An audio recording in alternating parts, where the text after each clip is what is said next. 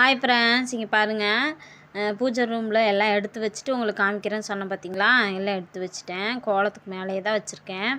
நல்லா இருக்கான்னு பார்த்து சொல்லுங்கள். வெள்ளிக்கிழமை இப்படிலாம் வச்சு சாமி கும்பிட்டா தான் எனக்கு மனசு நிம்மதியாக இருக்கும். காலையில் கோயில் போயிட்டு வந்துடுவேன், சாயந்தரம் மட்டும் வீட்டில் கும்பிடுவேன். அப்புறம் பார்த்திங்கன்னா இந்த வீடியோவே என் மருமகளை வச்சுட்டு தான் எடுக்கிறேன். மருமக இருந்ததுனால என்னால் எடிட் பண்ணி போட முடியல.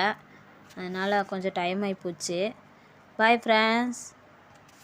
அப்புறம் இந்த வீடியோ பார்த்திங்கன்னா சாயந்தரம் எடுத்தது. சாயந்தரம் 6:20க்கு ஆமாம் 6:20க்கு எடுத்தேன். இப்போ தான் எடிட் பண்ணி போடுறேன். ஏன்னா மருமக இருந்தாலும் அவளை வச்சுட்டு வீடியோ எடுத்ததே பெரிய விஷயம். அதனால் வீடியோ எடுத்து வச்சுட்டேன். ஏன்னா நானும் எடிட் பண்ணி பேசலான்னு பார்த்தேன். அவள் ஆவுன்னு கத்திட்டே இருந்தால் சரி பாவம் பாப்பா விளையாடட்டும்னு விட்டுட்டேன்.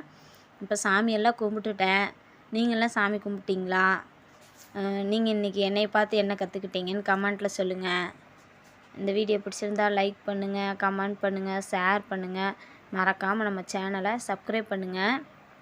அப்புறம் இதில் வாராகி அம்மன் வாங்கி வச்சுருக்கிறேன்ல, அது நல்லா இருந்துச்சு. Bye friends.